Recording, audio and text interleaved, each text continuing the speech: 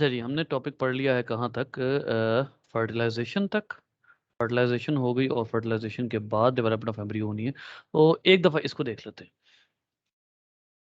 ओहो एक मिनट रुकिएगा, मैं ना ज़रा स्क्रीन शेयर में ना साउंड्स इन्वॉल्व कर दूँ। चल Fertilization is the epic story of a single sperm facing incredible odds to unite with an egg and form a new human life. It is the story of all of us.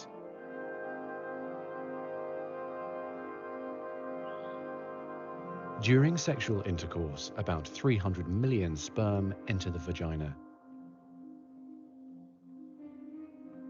Soon afterward, millions of them will either flow out of the vagina or die. Some of them flow out of the vagina, out of gravity, out of any reason. बहुत से जो हैं वो वापस निकल आते हैं, जब एक दफ़ा लोड हो जाते हैं तो उसके बाद वापस रिमूव हो जाते हैं। Die in its acidic environment. However, many survive because of the protective elements provided in the fluid. ये फ्लूइड कौन सा बोला?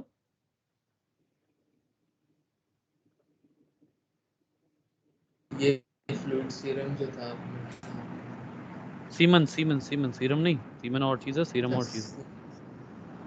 मुझे पता था लेकिन ये pronunciation Next, the sperm must pass through the cervix, an opening into the uterus. Usually, it remains tightly closed, but here the cervix is open for a few days while the woman ovulates. जिस time पे ovulation होती है ना, ovulation जिस time पर होती है, उस टाइम पर सर्विक्स भी ओपन होती है। मैंने आपको कहा था सर्विक्स मेनली टाइटली वो होती है, क्लोज होती है, ठीक है।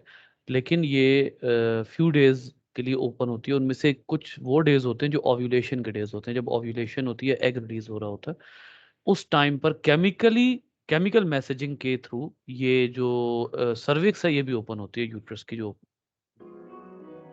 The sperm swim through the cervical mucus, which is thinned to a more watery consistency for easier passage. Once inside the cervix, the sperm continues swimming toward the uterus, though millions will die trying to make it through the mucus. अब यहाँ पर mucus होती है, mucus वो material जो कि इसके अंदर वाइट ब्लड सेल्स भी होते हैं, ठीक है। तो वो म्यूकस यहाँ पर होती है और उस म्यूकस में ट्रैप हो जाते हैं और बहुत से यहीं पर डेड हो। Some sperm remain behind, caught in the folds of the cervix. Cervix जो ओपनिंग ओपन हुई थी वो इतनी तंग होती है कि कुछ यहाँ पर ही खत्म हो जाते हैं। They may later continue the journey as a backup to the first group. Inside the uterus, muscular uterine contractions assist the sperm on their journey toward the egg. However, resident cells from the woman's immune system, mistaking the sperm for foreign invaders, destroy thousands more.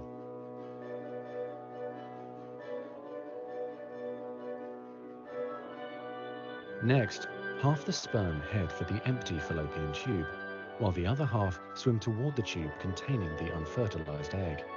Now, only a few thousand remain. चंद रह गए हैं। Inside the fallopian tube, tiny cilia push the egg toward the uterus. To continue, the sperm must surge against this motion to reach the egg. Some sperm get trapped in the cilia अब and यहाँ पर die. सीलिया होते हैं। इन सीलिया का purpose होता है egg को support करना। एग ने जो मूव करना होता है ना थ्रू आउट द ओविडक्ट, उन एग्स को सपोर्ट करना जो है वो इंसीडिया का काम होता है। तो फेलोपियन ट्यूब में ये होते हैं और स्पर्म्स बहुत से इनमें ही ट्रैप हो जाते हैं मूव करते हुए।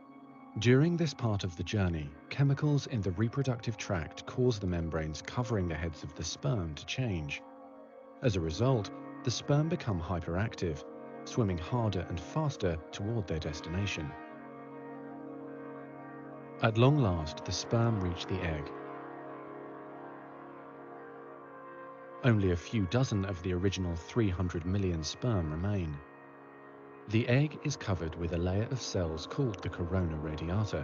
ये देखिए corona The radiate. sperm must push through this layer to अब reach the यहाँ से outer सिर्फ layer पुश थ्रू करना है, ठीक है। ये अभी डिसॉल्व नहीं होगा। अब गौर करें जरा, of the egg, the zona pellucida. Zona pellucida, ठीक है। When sperm reach the zona pellucida, they attach to specialized sperm receptors on the surface. ये एक इंपॉर्टेंट बात है। देखिए हमारी सेल मेम्ब्रेन के ऊपर होते हैं रिसेप्टर्स। अब आपको पता है कि वो रिसेप्टर्स जो हैं वो जो रिसेप्टर्स हैं वो मुख्तलिफ किस्म की केमिकल्स के लिए अटैचमेंट साइट्स होते हैं। बिल्कुल ऐसे ही स्पर्म को अटैच करने के लिए भी रिसेप्टर्स होते हैं। स्पर्म रैंडमली हर जगह पर अटैच नहीं हो सकते, ठीक है? उनको अटैच करने के लिए भी रिसेप्टर्स होते हैं। which triggers their acrosomes to release digestive enzymes, enabling the sperm to burrow into जैसे ही रिसेप्टर पे अटैच होता है फौरी तौर पर एक्रोसोमल एंजाइम, गौर करें ये सिंक्रोनाइजेशन देखें इन चीज़ों की। वो रिसेप्टर से पे अटैच होने से पहले केमिकल नहीं रिलीज करेगा, वो रिसेप्टर पे अटैच होने के बाद रिलीज करेगा। the layer. Inside the zona pellucida is a narrow, fluid-filled space just outside the egg cell membrane. The first sperm to make contact will fertilize the egg. अब इसके and देखें, जब एक दफा रिसेप्टर पे पहला स्पर्म लग जाता है ना, उसके फौरन बाद तमाम रिसेप्टर खत्म हो जाते हैं, सब खत्म हो जाता है, शेल हार्ड हो जाता है और मजीद कोई एग जोना पेलुसिडा को क्रॉस नहीं कर सकता। After a perilous journey and against incredible odds, a single sperm attaches to the egg cell membrane. Within a few minutes, their outer membranes fuse and the egg pulls the sperm inside. This event causes changes in the egg membrane that prevent other sperm from attaching to it. Next, the egg releases chemicals that push other sperm away from the egg and create an impenetrable fertilization membrane. As the reaction spreads outward, the zona pellucida hardens, trapping any sperm unlucky enough to be caught inside. Outside the egg, sperm are no longer able to attach to the zona pellucida. मैं खत्म यहाँ पर कहानी, sperm अब मजीद attach नहीं हो सकते। जी बेटा। ठीक है। अच्छा, मेरे दिमाग में एक सवाल है, जी जी। मतलब कि अगर मतलब कि कुछ ट्विन्स भी होते हैं, वो कैसे होते हैं? Good question. मतलब कि दो अच्छा देखें, स्पर्म्स जाते हैं, किसी तरह से होता ये चले है, जाते हैं। होता ये है कि नहीं दो स्पर्म एक एग में कभी नहीं जा सकते। अब जरा गौर करें, ये जो आप देख रहे हैं ना इस वक्त एम्ब्रियो को, ये एम्ब्रियो माइटोसिस करता है, ठीक है? जाइगोट माइटोसिस करता है और माइटोसिस होकर एम्ब्रियो में चेंज होता है। सम टाइम ये होता है कि एक जाइगोट है, उसने माइटोसिस की और वो इस तरह से दो सेल्स में कन्वर्ट हो गया, ठीक है? और कन्वर्ट होने के बाद वो फिर उसी बाउंड्री में रहते हुए चार में कन्वर्ट हुआ, चार से उसके बाद उन चारों में वो हुई माइटोसिस हुई। एक ही बाउंड्री के अंदर रहते हुए ये सारे के सारे क्या होते गए, डिवाइड होते गए होते गए होते गए, ठीक है? सम टाइम ये होता है कि ये एक बाउंड्री में नहीं रहते, बल्कि दोनों इन पहले दो सेल्स क्या होते हैं, पहले दोनों सेल्स माइटोसिस के बाद सेपरेट हो जाते हैं। अगर तो ये एक बाउंड्री में रहें तो सिंगल इंडिविजुअल जो है वो बॉर्न होगा, लेकिन अगर ये बाउंड्री क्रॉस करके दोनों सेल सेपरेट हो जाते हैं तो फिर जो ऑर्गेनिज्म, फिर ये दोनों एक सेपरेट जाइगोट के तौर पर परफॉर्म करते हैं। ये भी जाइगोट है और ये भी जाइगोट है। तो ऐसी सूरत में क्या होता है कि जो ऑर्गेनिजम्स क्रिएट होते हैं उनको हम कहते हैं आइडेंटिकल ट्विंस। आइडेंटिकल ट्विंस, ठीक है? यानी ये ट्विंस जो हैं ये बिल्कुल एक दूसरे के सेम टू सेम होते हैं। अगर एम्ब्रियो स्प्लिट हो जाता है, यहां पर एम्ब्रियोनिक स्प्लिटिंग जो है ना वो वजह बन रही है। अच्छा, चलें ये तो हो गया। आपने कभी ऐसे ट्विन्स देखे हैं जो एक दूसरे से मिलते ना हो लेकिन वो कहे कि हम ट्विन्स हैं? हाँ जी। ऐसे ट्विन्स भी होते हैं। उसमें ये होता है कि देखें फॉलिकल स्टिमुलेटिंग हार्मोन, आपके ज़हन में ना पहले ये बात आनी चाहिए थी, लेकिन ये सवाल बहुत मज़े का। तो ये है कि फॉलिकल नहीं, अच्छा, स्टिमुलेटिंग हार्मोन, मैंने देखे हैं कि वो ट्विन्स थे लेकिन वो लड़का और लड़की थे। हाँ, हाँ, यही तो मैं आपको बात बताने लगा हूँ अब। वो होता ये है कि जब फॉलिकल स्टिमुलेटिंग हार्मोन आता है ना, तो फॉलिकल स्टिमुलेटिंग हार्मोन तो केमिकल है, उसको क्या पता कि एक फॉलिकल को स्टिमुलेट करना है या 2 को करना है या 4 को करना है। वो 3-4 फॉलिकल्स को स्टिमुलेट कर देता है। ये अभी तक हमने नहीं पढ़ा था, ठीक है? ये 3-4 फॉलिकल्स को स्टिमुलेट कर देता है। आम तौर पे होता ये है कि जो फॉलिकल सबसे ज़्यादा एस्ट्रोजन रिलीज़ करती है, बस वही आगे जाती है। बाकी डीनेचर हो जाती हैं, बाकी डिस्ट्रॉय कर दी जाती हैं।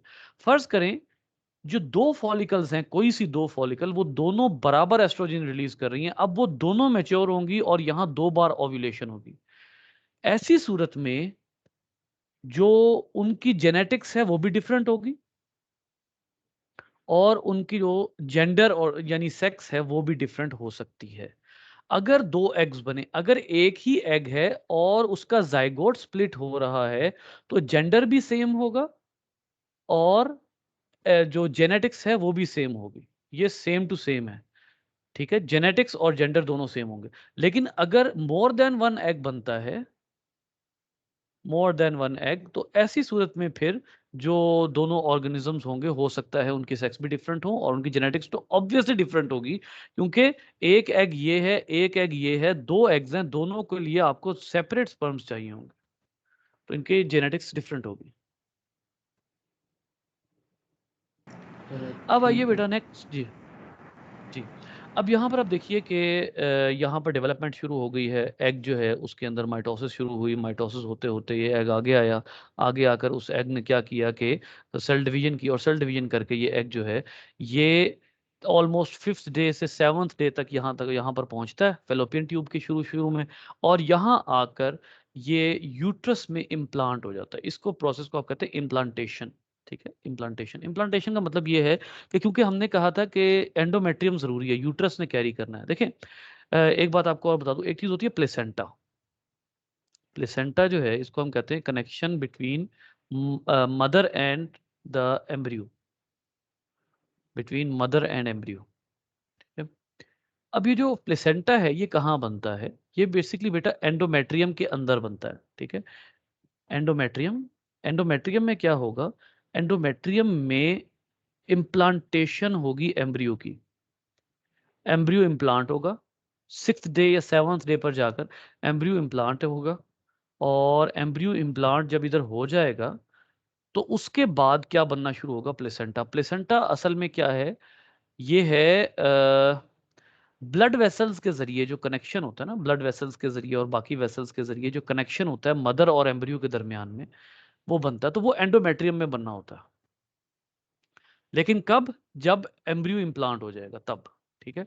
तो उस ये प्लेसेंटा बनाने के लिए जो एम्ब्रियो है वो इम्प्लांट होता है यूट्रस में, और इम्प्लांट हो जाने के बाद जो है फिर उसने क्या करना होता है, उसके बाद मज़ीद डेवलपमेंट जो है उसमें होनी होती है, ठीक है?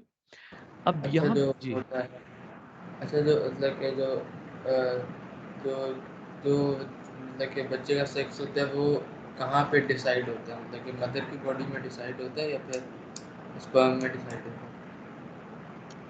बच्चे का सेक्स जो है वो डिफाइन होता है, डिसाइड होता है जब एग और स्पर्म ज़ाइगोट बना लेते हैं। ज़ाइगोट ही मेल या फीमेल होता है, वहीं पर बच्चे का सेक्स डिफाइन हो जाता है, ठीक है? लेकिन हमें कब पता लगता है? हमें अगर अल्ट्रासाउंड के ज़रिए पता लगाना है तो ऑलमोस्ट हमें 2 मंथ्स के बाद पता लगता है। लेकिन इनिशियली ये सेक्स डिफाइन की अगर आप बात करेंगे ना, तो डिफाइन तो ज़ाइगोट में हो जाता है।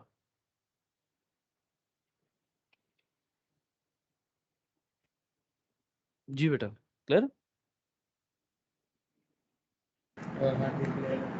अच्छा जी, अब आइए इसका मतलब ये हुआ, अब जब एक दफ़ा बन गया जब एक दफ़ा इम्प्लांट हो गया एम्ब्रियो, तो एम्ब्रियो की इम्प्लांटेशन के बाद अब क्या होगा कि जो एग है वो एक दफ़ा इम्प्लांट हो गया। अच्छा मैं अब आपको एक बात बताता हूँ, आपने यहाँ पर तो इस डायग्राम में तो आपने देखा कि वो साइड पे इम्प्लांट हो रहा है इस जगह पर, ठीक है?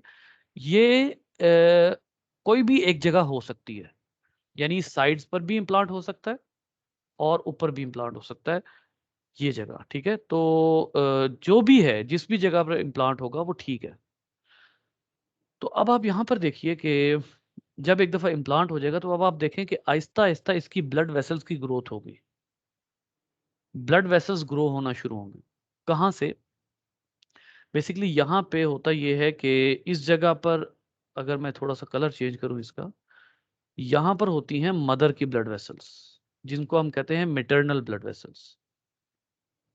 Maternal blood vessels. तो ये जो मैटरनल ब्लड वेसल्स होती हैं, ये फिर क्या होता है, आहिस्ता-आहिस्ता ये आगे बढ़ती हैं, आहिस्ता-आहिस्ता इंक्रीज़ होती हैं। इधर से जो एम्ब्रियो है, उससे भी कुछ डक्ट्स बनती हैं जो यहाँ तक आती हैं।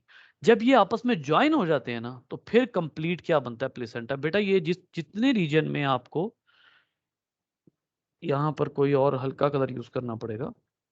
ये यहाँ से लेकर यहाँ तक, सॉरी।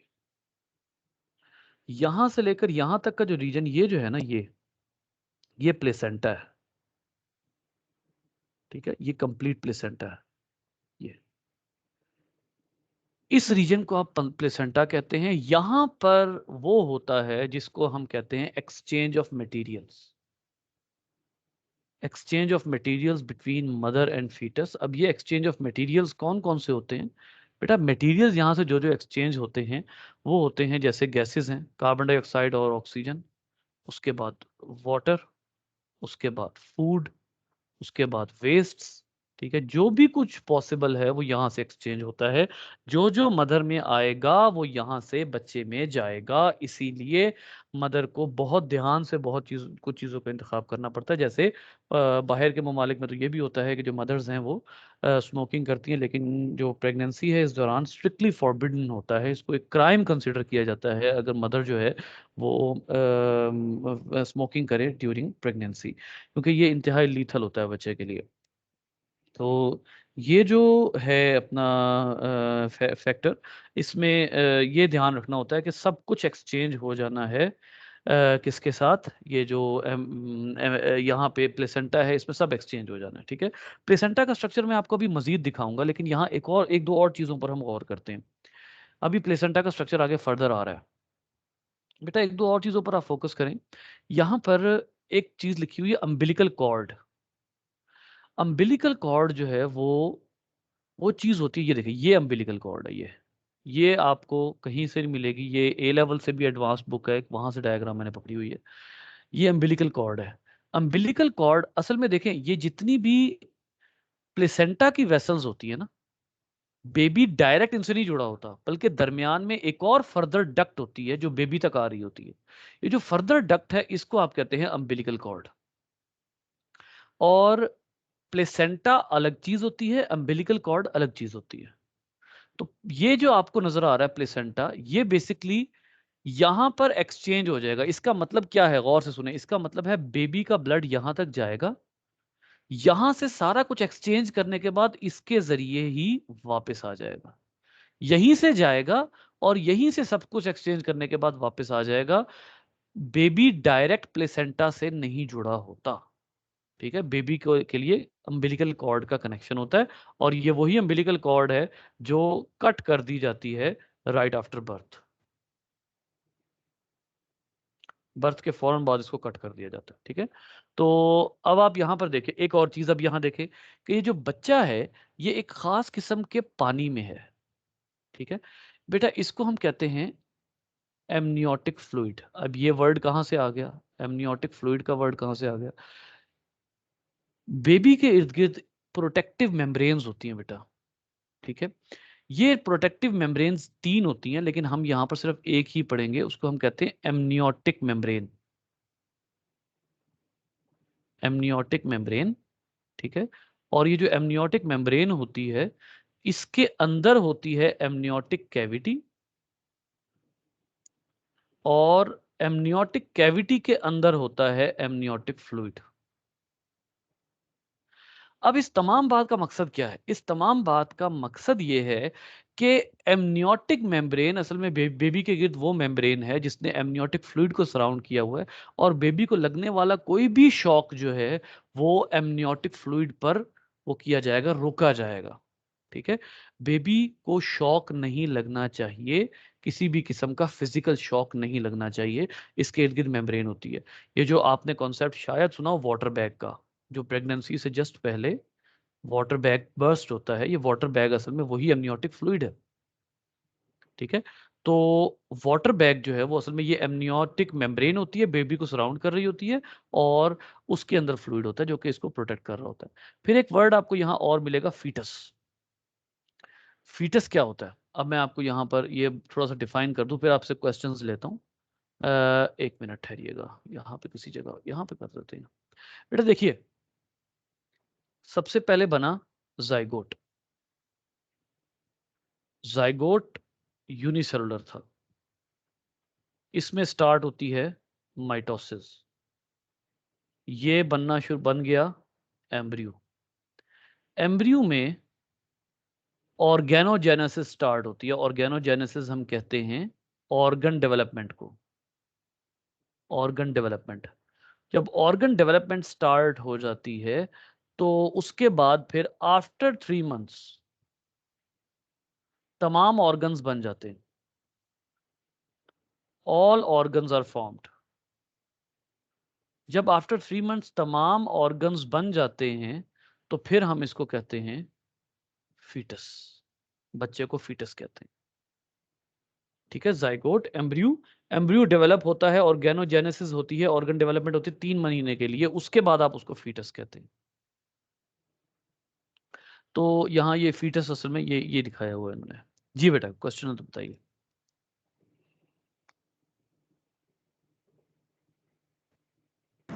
नहीं, अभी तो क्लियर हो गया। ठीक हो गया।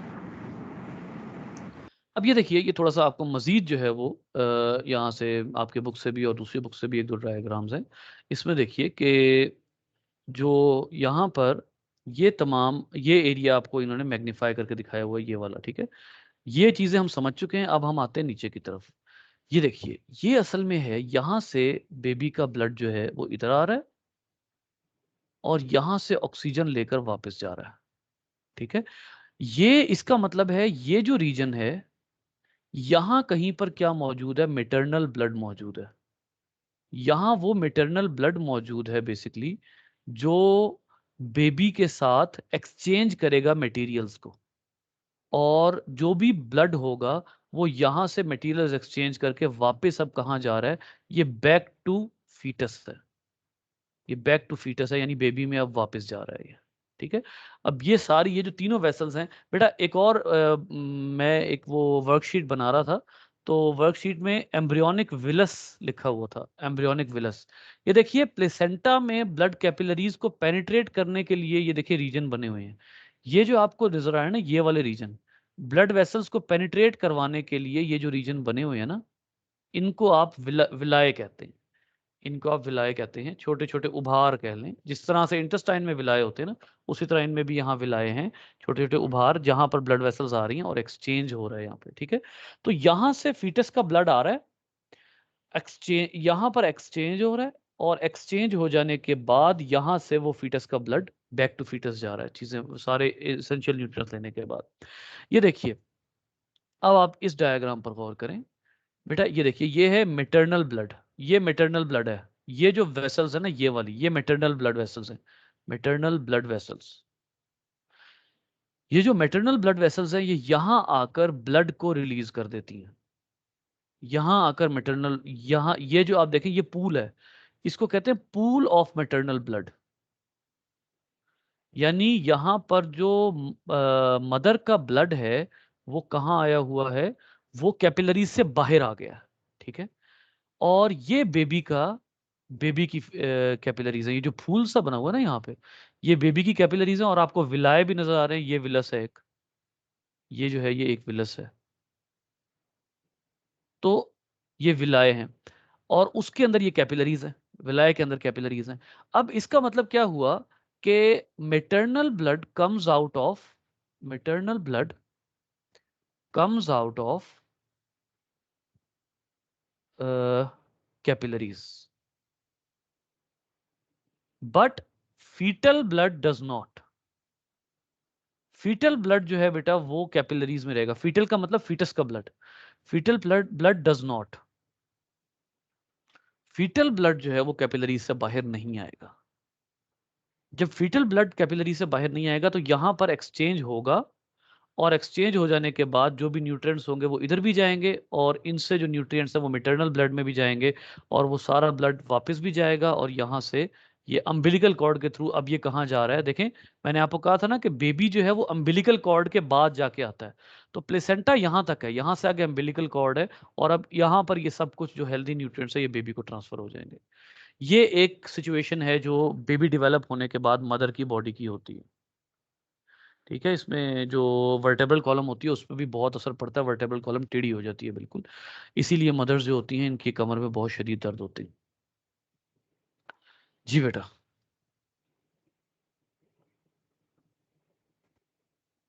बस ये आ गया, बड़ा अच्छा लंबा। जी, इसके बाद आ जाए जी फंक्शंस ऑफ प्लेसेंटा। मैंने आपको पहले ही कह दिया कि एक्सचेंज ऑफ न्यूट्रिएंट्स होता है, रेस्पिरेटरी गैसेस होता है, एक्सक्रीटरी प्रोडक्ट्स होता है, एंटीबॉडीज बड़ी इंपॉर्टेंट चीज़ है, ठीक है, बेबी में एंटीबॉडीज भेजी जाती हैं।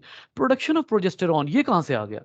अभी तक तो प्रोजेस्टेरॉन रिलीज हो रहा था कॉर्पस ल्यूटियम से, ठीक है, लेकिन एक टाइम के बाद जाके क्या होता है कि कॉर्पस ल्यूटियम जो है वो एक आफ्टर अ पर्टिकुलर टाइम वो यही प्रोजेस्टेरॉन की डेवलपमेंट किसके हवाले कर देता है? वो प्रोजेस्टेरॉन की डेवलपमेंट हवाले कर देता है प्लेसेंटा के। तो और खुद जो है वो कॉर्पस ल्यूटियम खत्म हो जाता है, तो फिर प्लेसेंटा प्रोजेस्टेरॉन रिलीज करवाता है खुद ही, अपने ही एंडोमेट्रियम को सपोर्ट करने के लिए प्लेसेंटा रिलीज करता है और आगे एफएसएच को मजीद रिलीज नहीं होने देता। ये एक बहुत इंपॉर्टेंट फंक्शन है जो प्लेसेंटा का होता है। जी बेटा जी, ठीक है। हाँ जी ठीक है। अब आइए प्रोसेस है, एडवांटेज ऑफ ब्रेस्ट फीडिंग है। अच्छा जी, अब आइए नेक्स्ट है dietary needs of a pregnant woman. अच्छा, प्रेग्नेंट वुमेन जो होती है बेटा आम तौर पर, अब यहाँ से आगे ज़्यादातर डिस्कशन ही है, यहाँ पर आगे कॉन्सेप्ट्स नहीं है, यहाँ आगे ज़्यादा डिस्कशंस ही हैं। जो प्रेग्नेंट वुमेन है बेटा आम तौर पर इनको कोई स्पेशल फूड नहीं चाहिए होता। आम तौर पर जो प्रेग्नेंट वुमेन होती हैं इनको कुछ फूड्स अवॉइड करने होते हैं और बाकी सब कुछ खाना होता है। जैसे फॉर एग्जांपल आप कहते हैं कि जी कोई डाइट प्लान नहीं होता प्रेग्नेंट वुमेन के लिए कि जी उसने जो है वो ये वाली सब्जी खानी है और ये खाना और ये नहीं, गोश्त खाना चाह रही है गोश्त खाए, ठीक है, मीठा खाना चाह रही है मीठा खाए, सब्जी, ग्रीन ग्रीन वेजिटेबल, सब कुछ सारा उसके लिए हेल्दी फूड है। हाँ, कुछ ऐसी चीजें होती हैं जो खास तौर पर सूटेबल हो सकती है प्रेग्नेंट वुमन के लिए। फॉर एग्जांपल जैसे आप कहते हैं कि ऐसे फूड जिनमें आयरन ज्यादा है, जिनमें कैल्शियम ज्यादा है, कुछ सप्लीमेंट्स, मेडिसिनल सप्लीमेंट्स, जैसे फॉलिक एसिड बहुत अच्छा सप्लीमेंट होता है फीमेल के लिए। तो इस तरह के जो चंद एक होते हैं जिसमें आप कहते हैं कि ये जो सप्लीमेंट्स हैं ये बड़े ही बेहतरीन हैं किसके लिए, फीमेल के लिए, उनमें से चंद एक जो हैं वो हम देखते हैं। फ्रूट्स एंड वेजिटेबल्स है, स्टार्ची फूड है, प्रोटीन्स हैं, डेयरीज हैं, रिफाइंड फूड अवॉइड करने चाहिए लार्ज अमाउंट में। ये है वो चीज़ जिसकी मैं बात कर रहा था। देखिए बाकी तो जनरल बातें हैं, ठीक है। हेल्दी फूड बेसिकली यहाँ पर आखिरी बात जो आती है ना वो हेल्दी फूड है, जिसको आप हेल्दी फूड और नेचुरल फूड्स कहते हैं आप, ठीक है। रिफाइंड फूड्स अवॉइड करने चाहिए। यहां पर देखिए विटामिन सप्लीमेंट्स, ये वो चीज है जो स्पेशल एडवाइज्ड है, स्पेशली एडवाइज्ड है, ठीक है, जो कि जिसको आप कहते हैं कि आम तौर पर हमें इतनी ज़रूरत नहीं पड़ती प्रेग्नेंट वुमेन को, और आफ्टर प्रेगनेंसी ये जो है ये चीज़ें बहरहाल चाहिए होती हैं। फॉलिक एसिड जो है ये विटामिन डी चाहिए होता है, स्पेशली फॉलिक एसिड चाहिए होता है, आयरन चाहिए होता है। आयरन तो बहुत ज़रूरी है ना, आयरन तो आप जितनी मर्जी गज़ा खाएं उसमें आयरन है वो बहुत अच्छा है, ठीक है।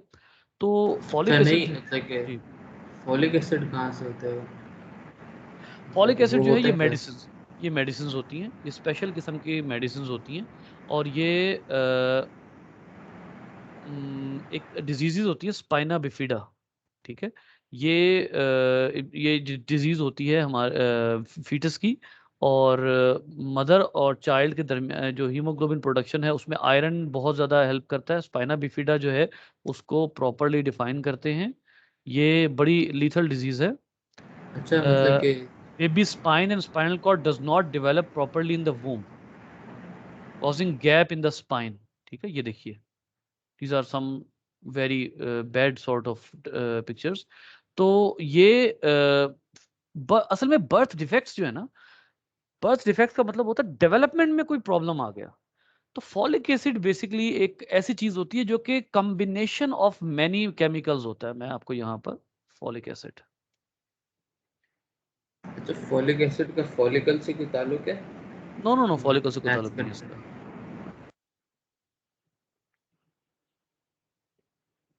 Vitamin B and folacin, one of the B vitamin, ये कलेक्शन ऑफ बी विटामिन होता है which is converted into folate by the body, is used as a dietary supplement in food fortification as it is more stable during processing and storage, ठीक है। इसमें जो है वो web made में थोड़ा सी पढ़ लेते हैं, ऑथेंटिक वेबसाइट है, इसमें देख लेते हैं। जैसे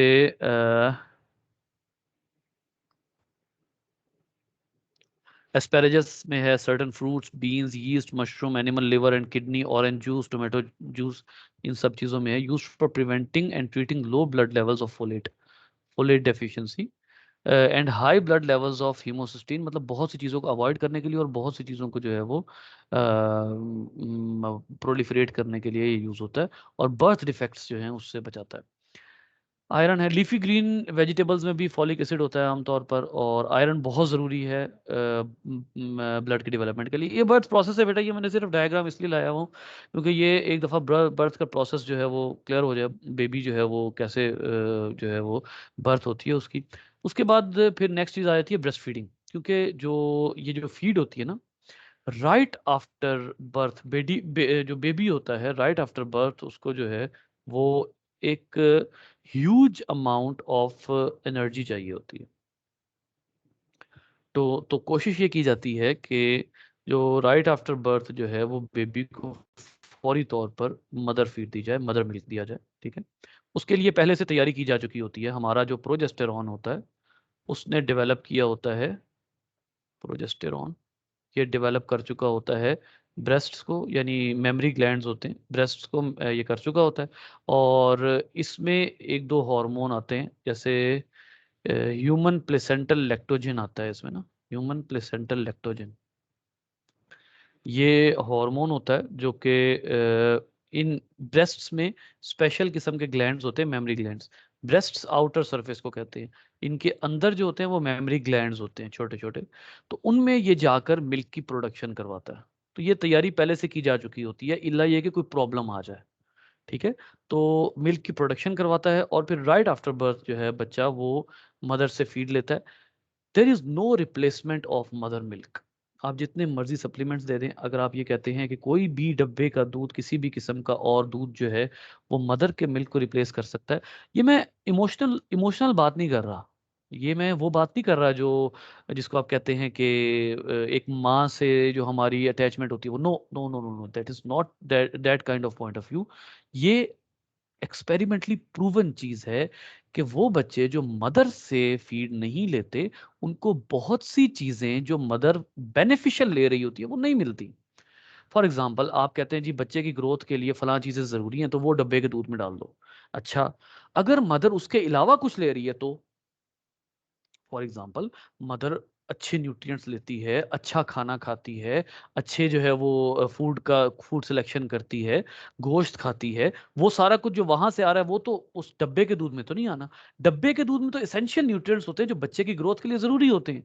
तो मदर मिल्क की कोई रिप्लेसमेंट नहीं होती, और वो एक तरह से खून का पिलाना होता है, मदर एक तरह से दूध की फॉर्म में अपना खून पिला रही होती है।